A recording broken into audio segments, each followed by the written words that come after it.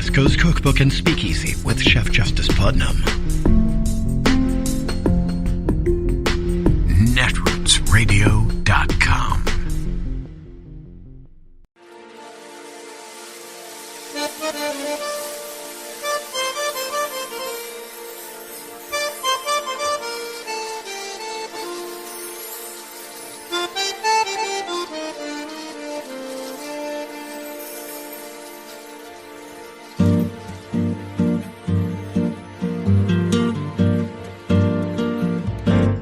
Je voudrais du soleil vert, des dentelles et des théières, des photos de bord de mer, dans mon jardin d'hiver.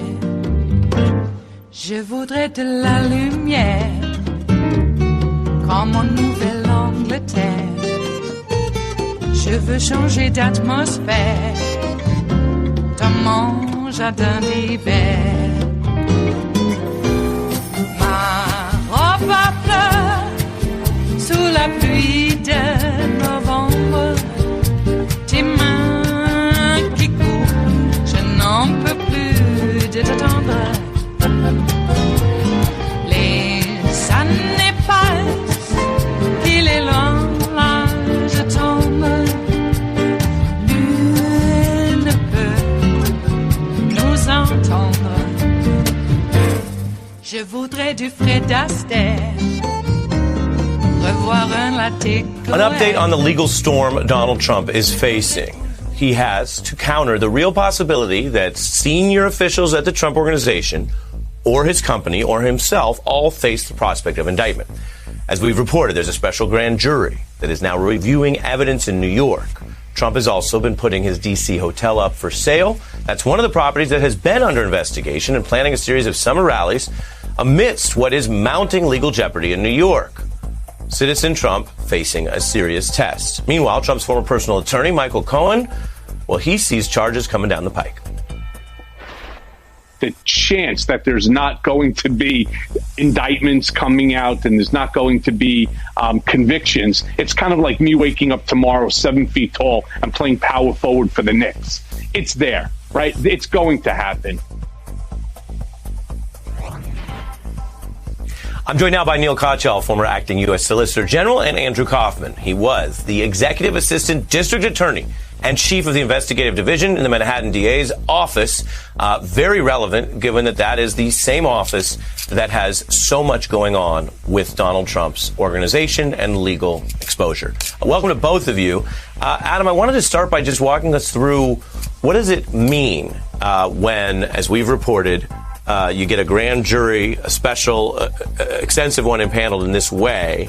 And what do you think of what we've heard from some of your former colleagues, some of whom have said, we don't know yet, we have to see, and others have said, well, Cy Vance doesn't make this move unless there are some indictments coming of someone?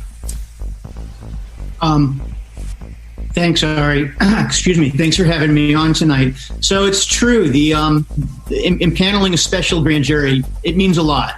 It means that the prosecutors have spent the past year going through evidence, gathering documents, reviewing them, litigating, of course, over the tax records, talking to witnesses, and they've reached a point in this process where they feel there is enough evidence to present to a grand jury. A special grand jury in New York State is a grand jury that will sit for 6 months or longer, that will hear only one or two cases, and they'll focus, in this case, on the Trump investigation.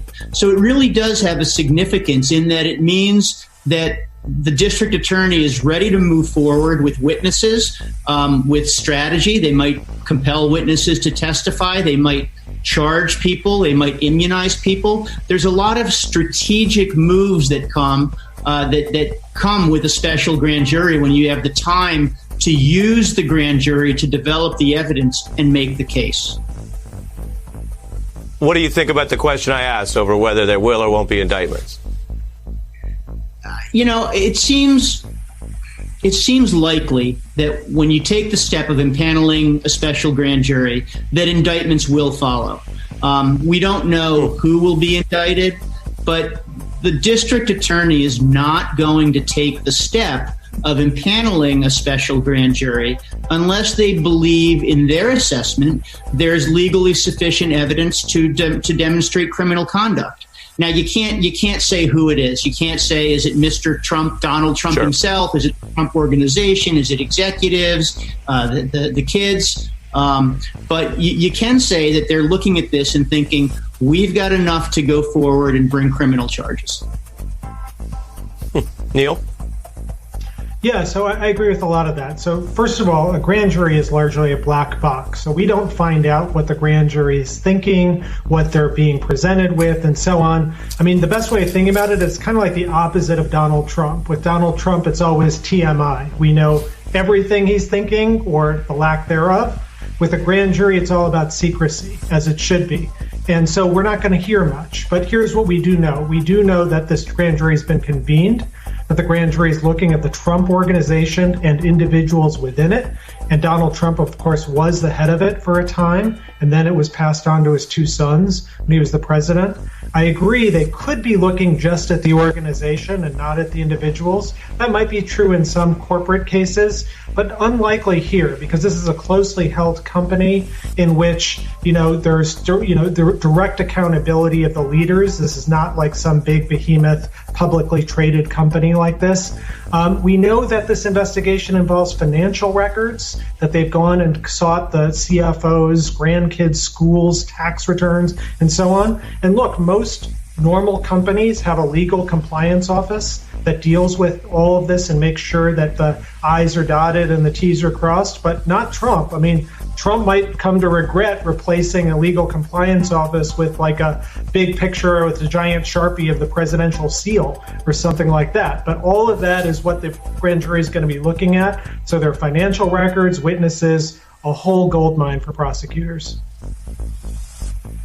Yeah, and Adam, I want to play something that we've been talking to many witnesses and people with primary experience, just because that helps you understand the case better. Jack O'Donnell ran one of the biggest operations that they had back when the Trump organization wasn't just sort of a marketing and branding operation, but they were involved in actual business buildings, the Atlantic City casinos.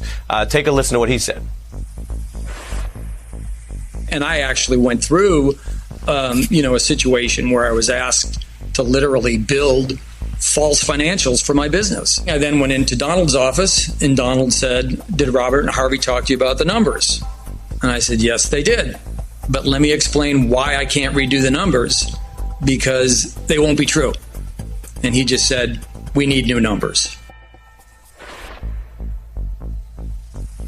Adam, when you worked in the same Manhattan DA's office, would that kind of evidence, if it were recent enough, be something you could work with? Yes. I mean, absolutely. When you have people who went in the room and spoke to Donald Trump and told Donald Trump, I mean, that example is in and of itself, if it were a timely example, that would be enough to sustain charges, at least for falsifying the records of the company. And if that is done in furtherance of some type of fraudulent conduct, it's a felony charge. So, that's why you have a grand jury, because you've got the documents. The documents say whatever they say. The numbers are recorded. The tax returns are filed. The valuations are submitted wherever they're submitted. Now the question is, who caused that to happen? And you need to have the witnesses to come in and say who was responsible, who did this, who authorized it, who commanded it.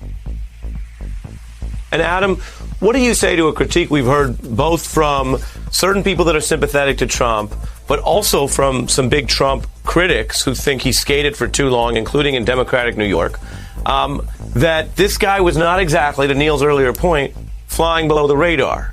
He was not exactly someone that you couldn't hear about in New York and hear about how many people he'd stiffed and how many times he'd inflated his assets and then undervalued them in other contexts. The tax stuff was legendary even before they got the full returns. What do you say to the critique that says that perhaps Mr. Vance or other officials up and down the line were asleep at the wheel, if it's so bad that now it's going to merit charges? I think, look, you look back, there's a lot of scuttlebutt that you hear people talking, oh, it was so obvious back then. I think there's a degree of 20/20 hindsight. I think it's telling that Cy Vance is not seeking re-election. So the decision that he's making, the decision he will make about whether to charge someone and who to charge if it's Donald Trump, is really an apolitical decision that he'll make based on the facts of the case. He's got no sort of political game since he's not seeking re-election. You're sort of veering away, like a good lawyer. You're sort of veering away from the question at hand, which is whether this office was somehow lenient then. I take your point that Mr. Vance certainly is not, by definition, auditioning for the next campaign. He doesn't have another campaign. But what about back then? I mean, Neil and I have discussed, viewers may remember, Trump Soho wasn't even in Soho. So you don't need to be an expert to go, is that real estate fraud or is that the tip of the iceberg? I give you the last word, Adam. Well, the office looked at Trump Soho once before. The decision was made not to go forward with that case. I think that in the years since Donald Trump became president, a lot more information has come out, a lot more scrutiny has been paid to his business activities, and you reach a certain point where the quantum of evidence becomes so great that it's time to take action. It is Wednesday, the 2nd of June of 2021, and you are in West Coast Cookbook and Speakeasy. I am your chef de cuisine, Justice Putnam. Gunner the English Bulldog is our snoozing sous chef, and our daily special is Smothered Benedict Wednesdays. Well, all joking aside, joking about the finality of our existence is never a joke when it's when you're personally involved. I had a bit of a drama last night, actually all day yesterday. My mom was not feeling very well, and it's been quite hot here. The reported official temperature yesterday was 104.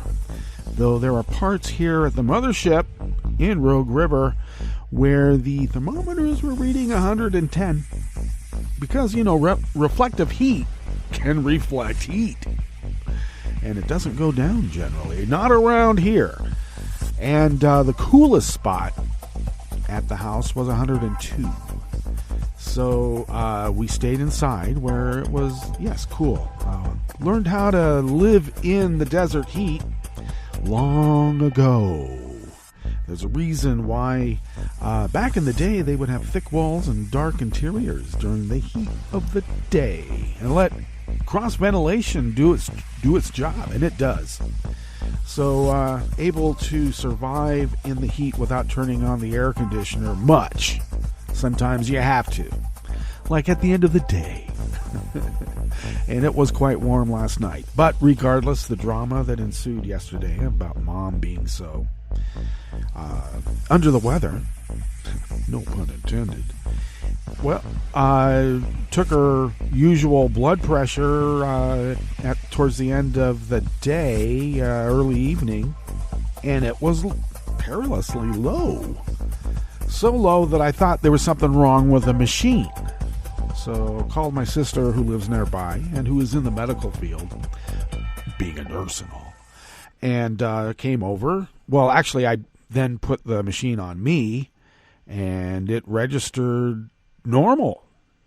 And I got to say, I'm pretty healthy. The heartbeat was a little high, but I think I was getting nervous. And so she rushed over and brought some Gatorade. It being hot, of course, Mom drinks copious amounts of water. Some of the medicines that she takes gives her, cotton mouth, and she'll get dehydrated. So we run fluids through her constantly. She had cranberry juice and water and whatnot. But because of the heat and even a lot of water, I guess it was leaching electrolytes from her system, and not being replenished enough. And so my sister brought some Gatorade type sports drinks over, and took her blood pressure again, and it just was not responding. Now, we decided she's not going to take some of these blood pressure medicines that she would normally take at that time of day, the last meal of the day, then her bedtime. But it was so low that we decided that this is more of an emergency. We're not just going to drive her into ER. We called an ambulance. So the paramedics came, and they ran the blood pressure on her, too, on their machine, which is a very accurate machine. It turns out Mom's machine is off, about 10 points, which is not so bad for, commercial versus professional, but still, it's something to know and to factor in the calibration.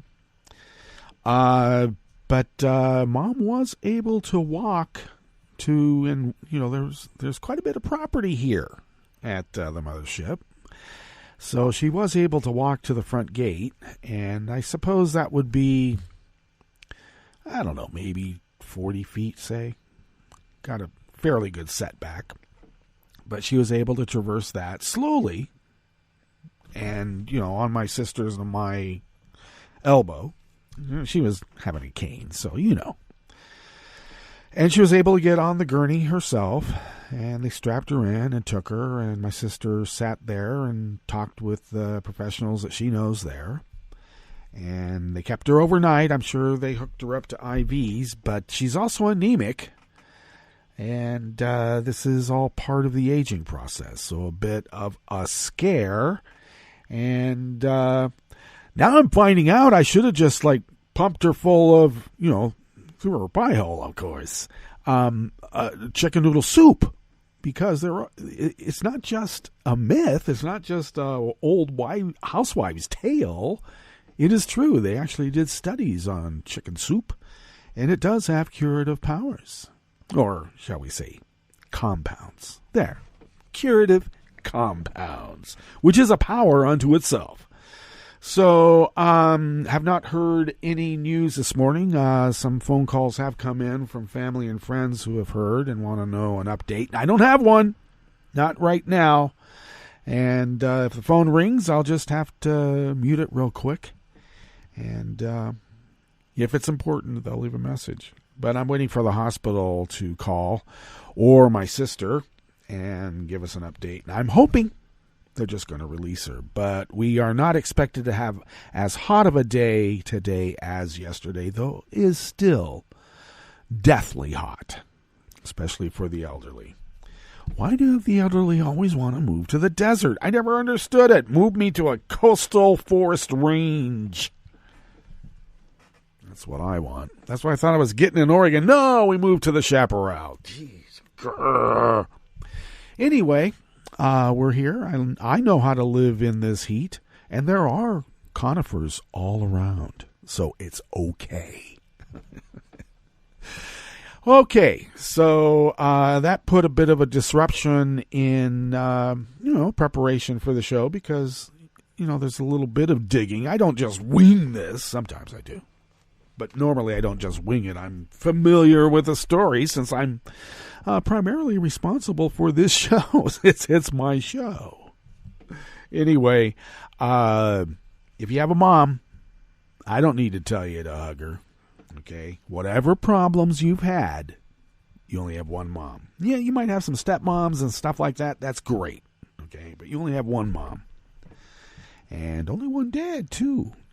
And you might have a bunch of stepdads, but, still, you know what I mean.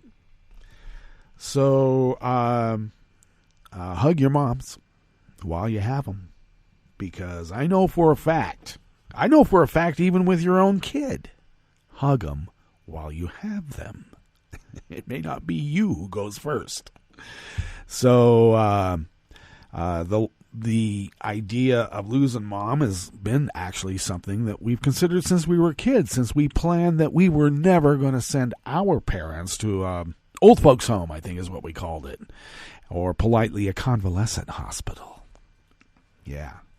Because we worked in those, and back in the day, we were not putting our parents there. Are you kidding me? Jeez.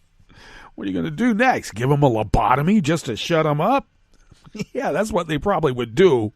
Anyway, we talked and planned as kids that we were going to be present with our parents. Even before they called it hospice, we talked about that. Well, Kubler-Ross did come out with her book back in the day on dying, death and dying, and the process and what we as a community and a family can do, and what we as individuals should come to expect. So, I will say that the same as when you have your children, no amount of book reading will ever prepare you. It does, sort of. No amount of babysitting will ever prepare you. No amount of teaching 3-year-olds how to swim at the local Y will prepare you for your own kids. It's a learn-on-the-job process, no matter what you've done in terms of preparation. Now, the second child, it's different. But even that's, it's still a new process. But nothing prepares you for your own children. You feel like you're winging it a lot.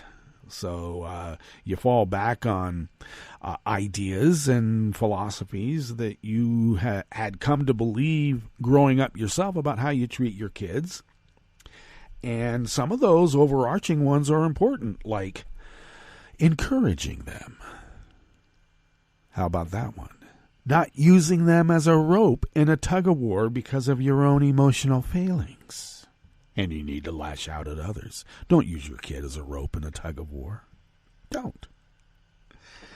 And I guess above all, the idea is treating them as a human being rather than as some sort of possession. And then, when you become a parent, it's like, oh my God, I said I would never spank my kid. Don't give them the choice of being spanked. The kid will always choose the spanking just to get it over with. Don't give them the choice. Even Benjamin Spock, the great Dr. Spock on child rearing, the professional child rearing professional author and doctor, said, if you give them the choice to spank them, you got to spank them. Don't give them the choice. All right. But, you don't want them running into the street, so, maybe a little bit of a harsh tone to the voice is necessary, but it doesn't stop the emotional questioning later about what have I done to my kid? All right. Don't miss your mom, all right, because then it'll be too late. Love everyone now. Don't save it for later. You don't bank on love. It's not like a savings account, okay? You got to spend the love now. All righty. What's on the rest of the menu here? What's on the rest of the menu? Yeah, we'll get to this menu. Hey, at the top, because of the quantum evidence is so great, Trump's latest extra legal strategy will not stop the indictments. Just won't. Let's hope so. On the rest of the menu on the Bistro Cafe, part of West Coast Cookbook and Speakeasy, on this fine Smothered Benedict Wednesdays, sort of fine, immigrant advocates are pushing the Biden administration to bring back people deported under Trump, and Joe ought to do that. The Supreme Court declined to hear Johnson & Johnson's bid to overturn a $2.12 billion damage award for having asbestos in its baby powder.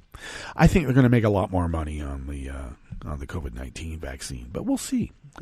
And a state-sanctioned report found that the Virginia Military Institute has tolerated institutional racism and sexism and must be held accountable for making changes. Time is catching up, and they won't like it, not one bit.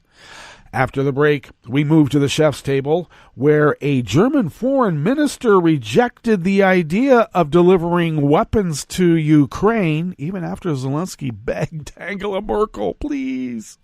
And Russia detained a prominent opposition politician in a widening crackdown on Putin critics, and they dragged him off a plane, too. Wow, that seems to be going around. All that and more on West Coast Cookbook and Speakeasy. Bon appetit.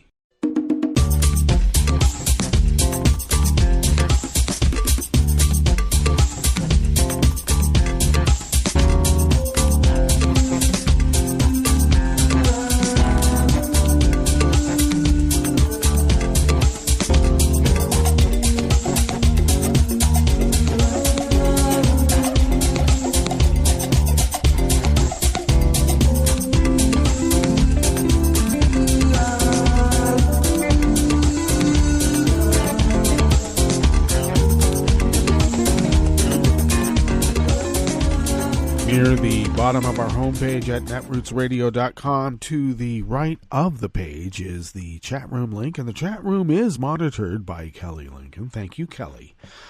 To the left of that chat room link, near the bottom of our homepage at netrootsradio.com, is the link to our Patreon page. And if you could become a recurring Patreon of Netroots Radio, your recurring patronage helps us pay our bills, and then that allows us, as we have found out over 10 years of continuous 24/7, 365 resistance broadcasting, that we're able to fly under the radar and continue that 10-year run and beyond of continuous 24/7, 365 resistance broadcast radio on the internet. So if you could afford an espresso-type coffee drink, and if you could afford to send those funds to us once a month, then we are able to pay our bills, and then we are able to fly under said radar. And thank you for your generosity in allowing us to do that for all of these 10 years and counting. Okay, whenever I found that whenever you're in some sort of disarray or dissonance, it's best to fall back on a routine.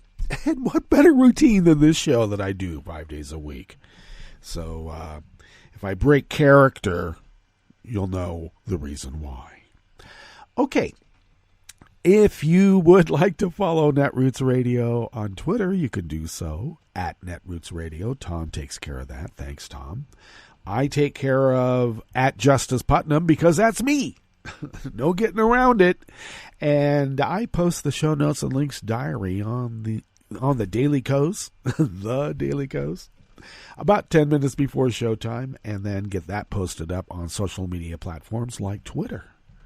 And someday I'll be able to do it on Facebook again. Someday this month, later on.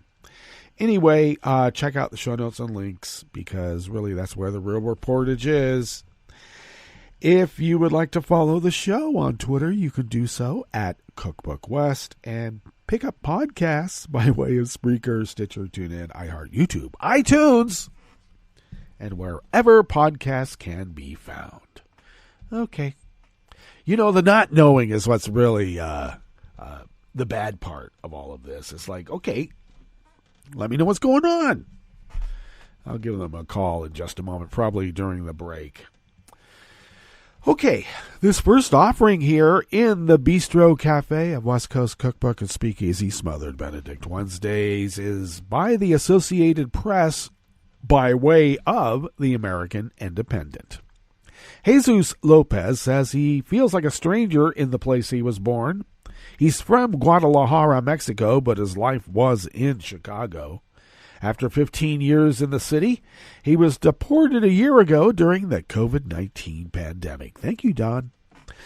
I want to go back because I belong there. That's where I have my friends. My family, said the 25-year-old, once a recipient of DACA, the Deferred Action for Childhood Arrivals program that gives protections to immigrants brought to the U.S. as children. Lopez, who said he did not renew his spot in the program because he could not afford it, hopes to benefit from new efforts by advocates, groups, and attorneys to bring back immigrants they believe were unfairly deported from the United States.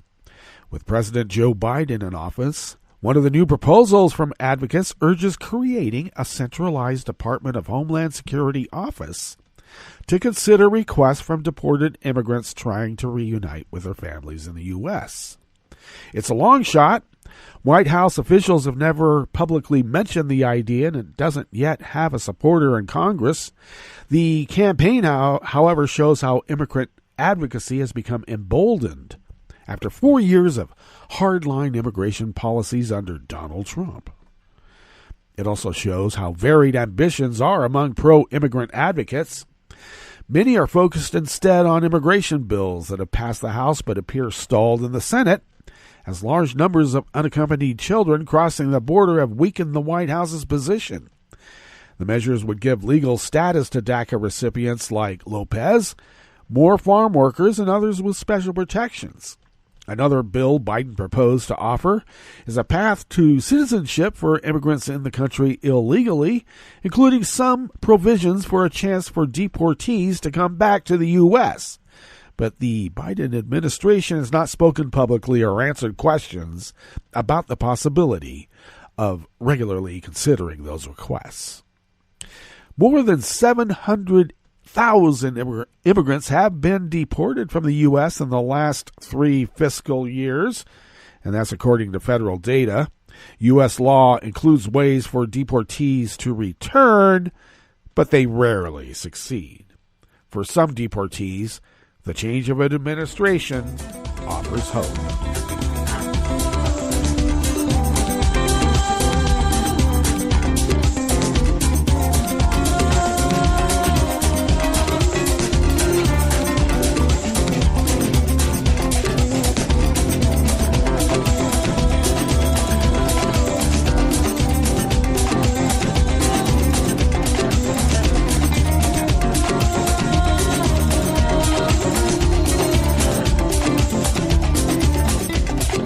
Lawrence Hurley of Reuters brings us this next offering here in the Bistro Cafe of West Coast Cookbook and Speakeasy.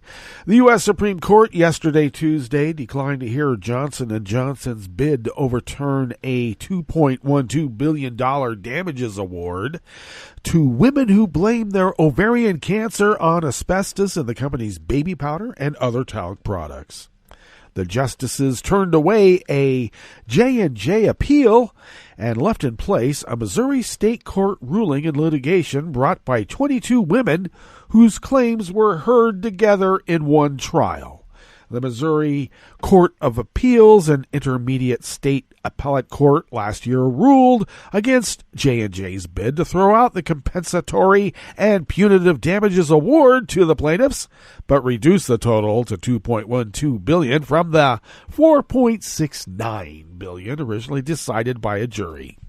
Johnson & Johnson, which will make a payment of $2.5 billion this month, including accrued interest, said in a statement that there are unresolved legal issues that will continue to be litigated.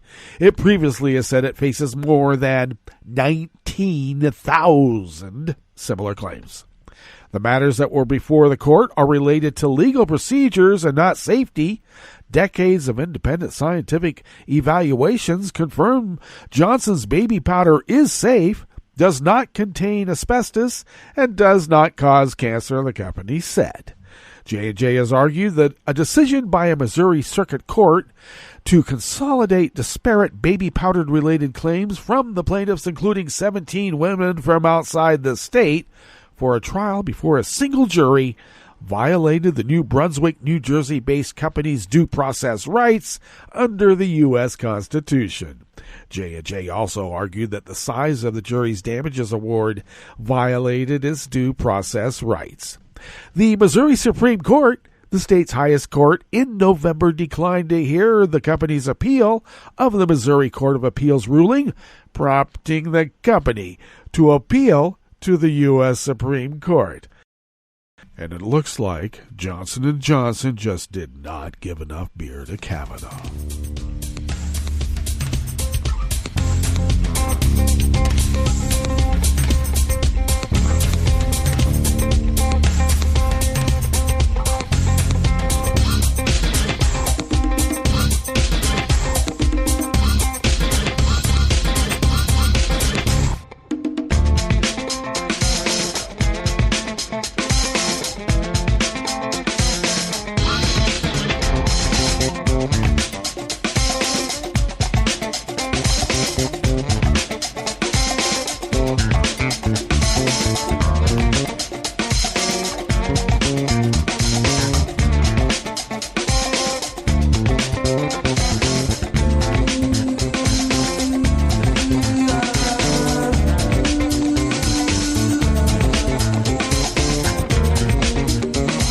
Fidley of the Associated Press brings us this final offering here in the Bistro Cafe of West Coast Cookbook and Speakeasy. The Virginia Military Institute has tolerated and failed to address institutional racism and sexism and must be held accountable for making changes, according to a state-sanctioned report released yesterday, Tuesday. The 145-page report, put together by an independent law firm at the request of the State Council of Higher Education for Virginia, states that racial slurs and jokes are not uncommon and contribute to an atmosphere of hostility toward minorities. Some graduates welcome the findings as long overdue at a nearly 2-century-old institution that carries the prestige of helping to educate General George Patton, but is also indelibly tied to nation's history of racism and sexism. Others said the report mischaracterized isolated incidents that can happen at any school. Where have I heard that before? Where have you? Among other findings, the report found that a racial disparity exists among cadets who have been dismissed by the school's student-run honor court. Oh, you mean the student-run kangaroo court. And cadets of color represent 23% of the Corps, but make up 41% of those dismissed since 2011. I wonder why. The report also said that sexual assault is prevalent yet inadequately addressed at the nation's oldest state-sponsored military college. A survey found that 14% of female cadets reported being sexually assaulted. Reported. Okay? While 63% said that a fellow cadet had told them that he or she was a victim of sexual assault. The racist and misogynistic acts and outcomes uncovered during this investigation are disturbing, the report states. Although VMI has no explicitly racist or sexist policies that it enforces, the facts reflect an overall racist and sexist culture. You know, there's no official code red either. But you need that person on the wall. You want that person on the wall. No, we don't. The report said that the state should require VMI to submit quarterly reports on diversity and inclusion efforts, adding that VMI will likely follow through on its promised reforms only if it is forced to do so. Indeed. Well, VMI does have some comment in its defense, and you can read those in the show notes and links diary available on Daily Kos and linked up on all the social media platforms you may find the show linked to. Okay, let's get to our break, and when we get back from that break, we will go through weather from around the world, and we will finish up with the stories that we've curated for you today. You are listening to West Coast Cookbook and Speakeasy, and we will be right back. You are listening to netrootsradio.com. Please hang up and try again.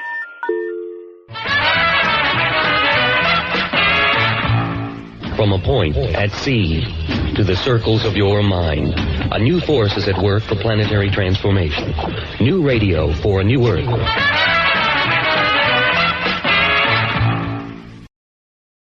This is Take Two Movie Review. I'm Mike Friend. This week, Nice Try.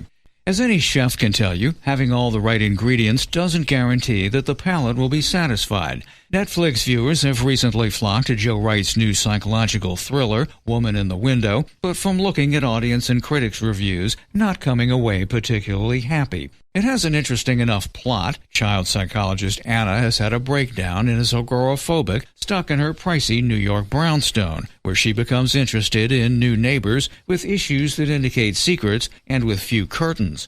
It stars Amy Adams, Gary Oldman, Jennifer Jason Leigh, Julianne Moore, and Tracy Letts, who also came up with the screenplay from A.J. Finn's best-selling novel. There's cinematography from Coen Brothers collaborator Bruno Delbonnel and a score from Danny Elfman. And who can't help rooting for a distraught gaslighting victim? So what went wrong? Well, it's not any one thing. One of our other Take-Two reviewers noted that the film is absolutely faithful to the novel and that the dialogue seems not to have translated well to the screen. There are questions as to why certain characters are in some scenes, and sometimes why they're as overwrought as they are.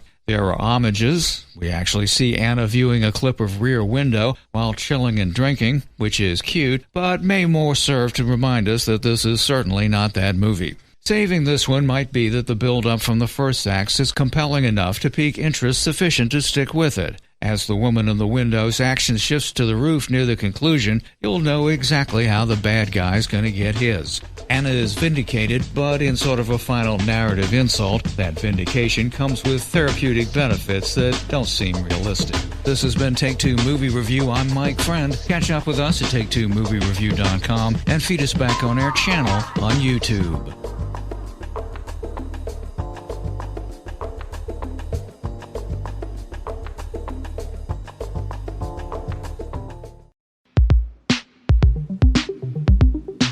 This is Scientific American's 60-Second Science.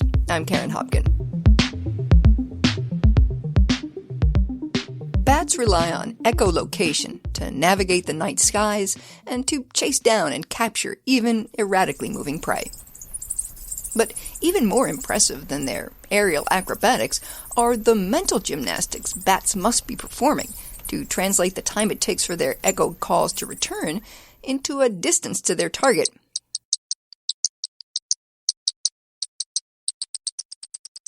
Now, those pings would not normally be audible to our human ears, but we slowed them down so you can hear how a bat closes in on an object. Now, a new study shows that to get a leg up, or a wing up, on the necessary navigational calculations, bats have an innate sense of the speed of sound. The work appears in the Proceedings of the National Academy of Sciences. It has always been assumed that bats use the speed of sound in order to assess distance. So basically their brains measure time, and then if they know the speed of sound, they can assess the distance to a target using it. Yossi Yavel of Tel Aviv University. But this assumes that they know the speed of sound, and this was never actually tested. That's where the helium comes in. One of the things we did is we took pups that were actually never exposed to regular air, and we reared them in an environment that is enriched in helium in order to see whether they will learn a new speed of sound. Because helium is lighter than air, sound travels faster in a helium-enriched medium, which means their echolocation sounds would come back faster, making objects seem closer than they really are. Now, if bats learn to estimate distances based on the speed of sound they experience growing up, pups raised in the presence of helium, when they're later placed in a chamber of dense, regular air, should act like targets are farther away, which means their echolocation pings should be longer and spaced farther apart than they were in the heliox mix, and longer and farther apart than the echolocation calls of pups that were raised in regular air, and are therefore used to its density. By the same logic, the air pups should mistake targets in heliox as closer than they are, and use echolocation pings that are shorter and more tightly spaced. We saw none of these. Eran Amichai, now a postdoc at Dartmouth College, worked with these befuddled bats as a student in Yovel's lab. They used the same values and they displayed the same sensory error, no matter where they were born and raised. So that tells us it's basically innate. In other words, in the heliox mix, all the pups acted as if their target was closer than it was, which means they all came to the table with an innate feel for the speed of sound, based on a world filled with regular air. And the same was true of adult bats, which also couldn't adjust their echolocation behavior to accommodate different concentrations of helium. They are unable to relearn a new reference to the speed of sound, and that tells us that this is fixed and not flexible.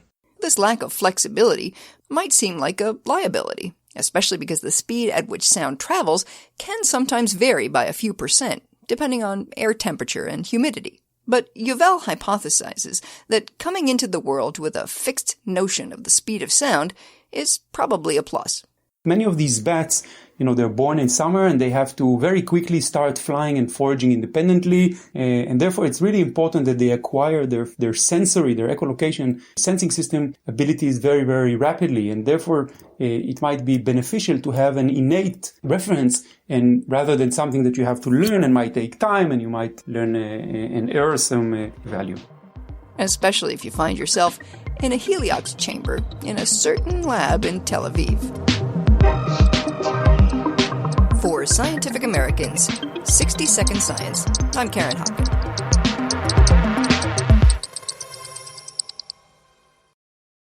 A social distancing tip. While the CDC urges you to avoid close contact, like hugging or shaking hands, there are other non-physical ways to say hello. Wave, wink, use sign language, salute, smile, give the peace sign, throw up an air high five, do jazz hands. Remember, stay a minimum of 6 feet or 2 arms length away from others and stay home if you can. For more info, visit coronavirus.gov. Let's all do our part because we're all #AloneTogether. Brought to you by the Ad Council. Hi, I'm Tom Hartman, and since you're listening to netrootsradio.com, show your progressive side and go to the donate button on the bottom of the homepage. It's progressives like you who power Netroots Radio and keep the progressive message beaming everywhere 24 hours a day. Just go to our donate button at the bottom of netrootsradio.com. Thank you for keeping progressive radio at full power.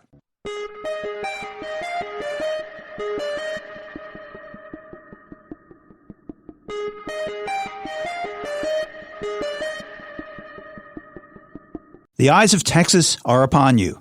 I'm Bill Newman, and this is the Civil Liberties Minute, and that's the most famous line of the anthem of the University of Texas at Austin, the melody of which is the same as I've been working on the railroad. It's performed before every sporting event and at commencement.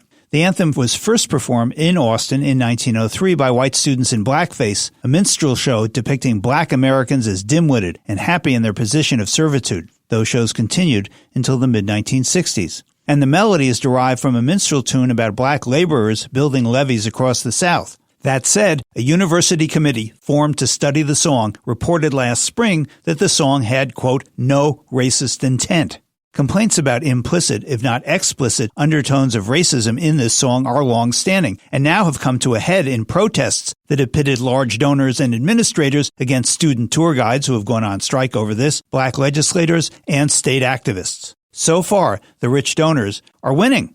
J.B. Bird, a university spokesman, recently confirmed that, quote, the eyes of Texas is and will remain our alma mater.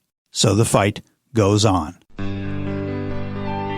The eyes of Texas are upon you all the live long day. The Civil Liberties Minute is made possible by the ACLU because freedom can't protect itself. And you cannot get away.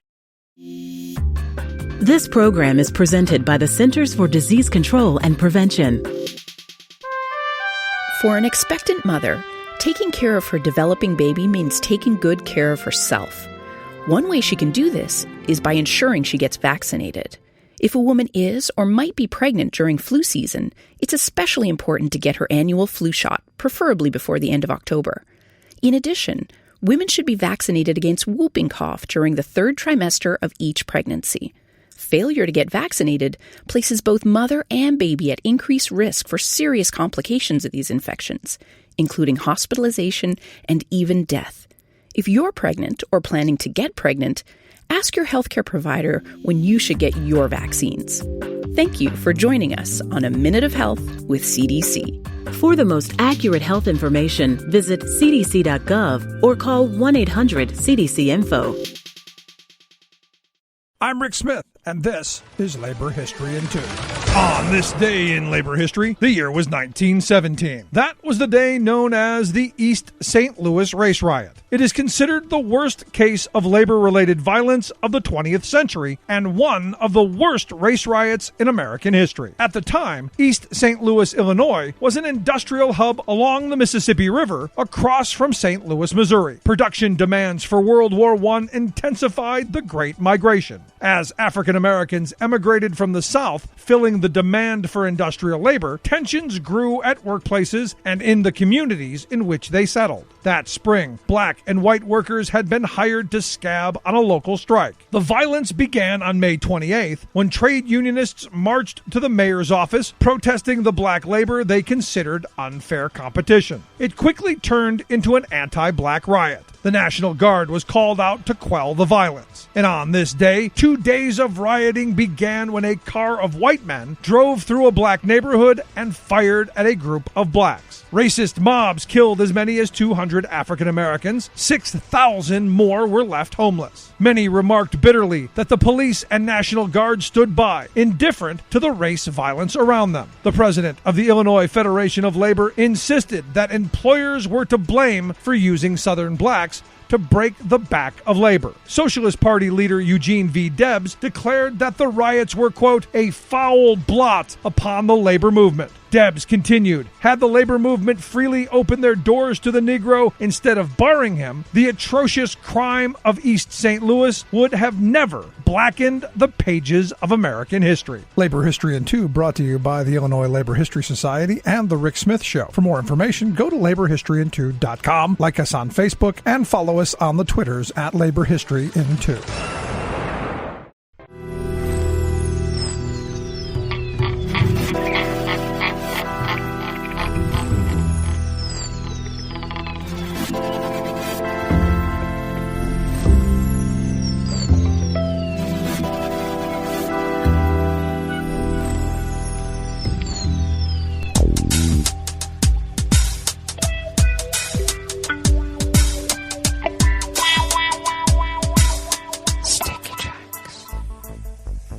Thank you for accompanying us here to the Chef's Table at West Coast Cookbook and Speakeasy Smothered Benedict Wednesdays. We always begin weather from around the world along the banks of the Rogue River and the Rogue River Valley of Southern Oregon, on the west coast of the continental United States of America, where it is currently 68 degrees Fahrenheit, expecting only a high in the mid-90s. And that will be much cooler than yesterday. So when they say that, it means we'll still be bumping around 100, just not 110 plus.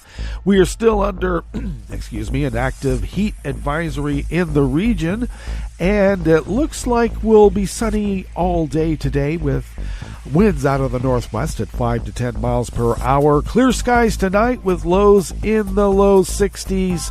Winds out of the northwest at 5 to 10 miles per hour. Sunny skies tomorrow with highs, maybe in the upper 80s, low 90s. Winds will continue out of the northwest at 5 to 10.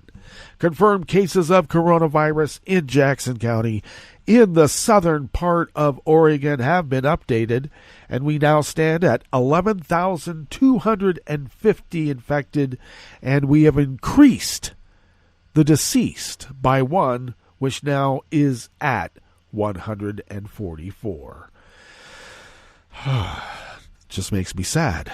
I guess we'll still wear our masks. Anyway, the grass pollen is rated very high right outside the window, and I can tell you it is. I'm sneezing.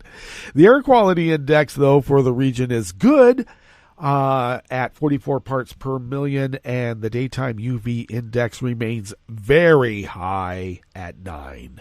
Barometric pressure is rising at 29.94 inches. Visibility is up to 9 miles, and relative humidity is at a drying 60%. Weather from around the world is brought to you by a crowd of crowdsourced weather stations that a crowd crowdsources from around the world. London is 80 degrees and fair. Paris is 78 and mostly cloudy with a forecast for thunderstorms. Get out of town. All right. Rome is 76 and sunny. Kyiv is 65 and fair. Kabul is 80 degrees and fair. Hong Kong is 82 and partly cloudy. Tokyo is 70 degrees and partly cloudy. Sydney, Australia is 58 and partly cloudy. San Francisco, California is 51 and cloudy with a fog advisory on the bay. And New York, New York is a lovely 72 degrees Fahrenheit and sunny. And that is weather from around the world, brought to you by a crowd of crowdsourced weather stations that a crowd crowdsources from around the world.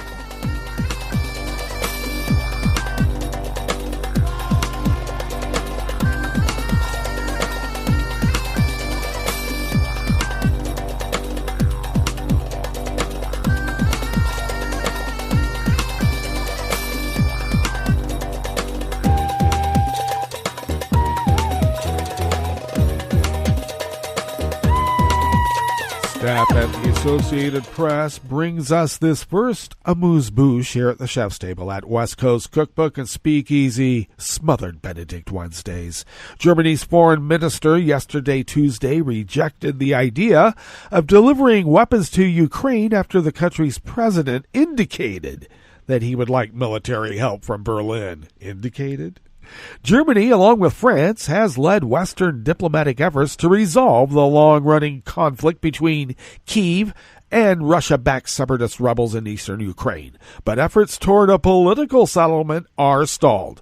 Ukrainian President Zelensky was quoted in an interview with the German daily Frankfurter Allgemeine Zeitung that Chancellor Angela Merkel has done a lot for Ukraine, but, quote, of course, I had hoped for more from her, particularly in the Normandy format, end quote, of four-way talks between Ukraine, Russia, Germany, and France.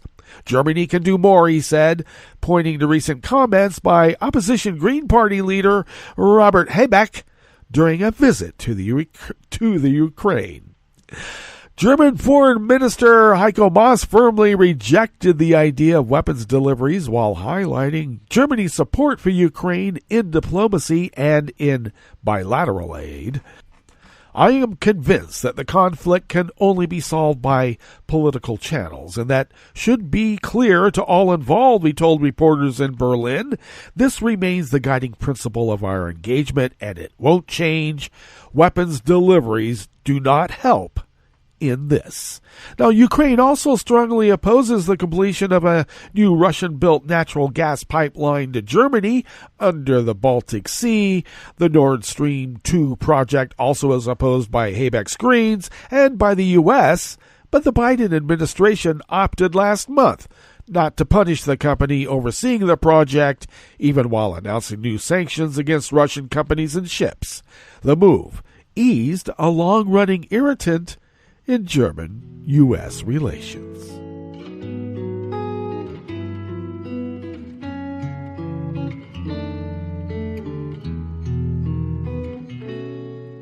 Je te donne ce mon amour pour la vie entière, la promesse de me trouver à tes genoux.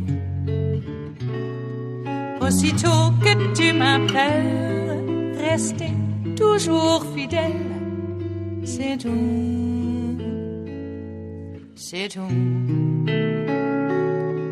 Je te donne tous mes printemps, mes étés de mer, mes automnes quand les feuilles tombent partout. Si ce n'est pas une bonne affaire, je te donne tous mes hivers. Staff and Reuters brings us this final amuse-bouche here at the Chef's Table at West Coast Cookbook and Speakeasy. Dmitry Gudkov, a prominent opposition politician and former parliamentarian, was detained by Russian law enforcement yesterday, Tuesday, TASS reported, as part of a broader crackdown on Kremlin critics. While a sitting lawmaker in the lower house of parliament, Gudkov was expelled from the Just Russia party in 2013 for helping organize anti-Kremlin protests. He later went on to join Russia's liberal opposition and oppose President Vladimir Putin. In a social media statement earlier yesterday, Tuesday, Gudkov, age 41, had said police were searching a cottage he was staying in and were also targeting former and current members of his staff. TASS, citing unnamed sources, oh, you mean Vlad, reported that Gudkov had been detained for 48 hours on suspicion that he had failed to pay debt under a lease agreement for a non-residential in 2015 and 2017. Well, that's convenient in a Vladian way. And it also brings us to the end of our broadcast period for the day. But you do know Netroots Radio broadcasts on, and we will meet up tomorrow for Metro Shrimp and Grits Thursdays. So do stay tuned to Netroots Radio all day and all night for all the breaking news as it breaks. And we'll meet up here tomorrow with an update on Mom and all the breaking news right here in West Coast Cookbook and Speakeasy. Bon appetit.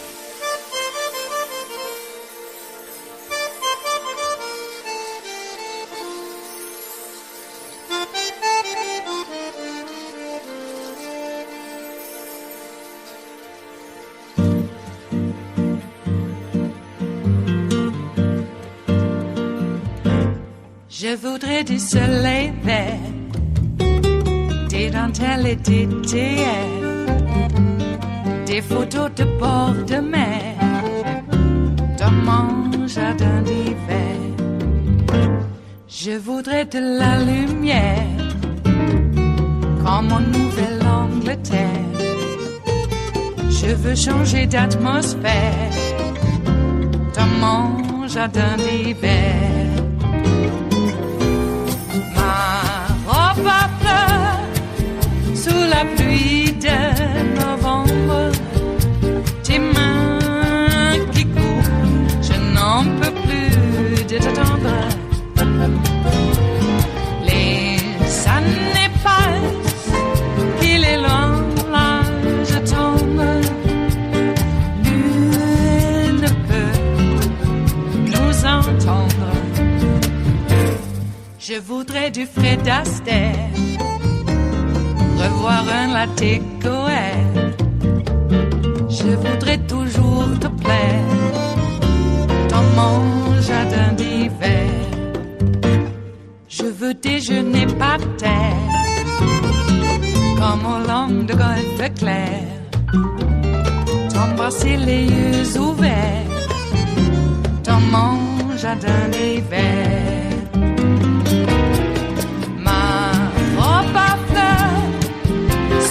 Pluie de novembre, tes mains qui courent, je n'en peux plus de t'attendre.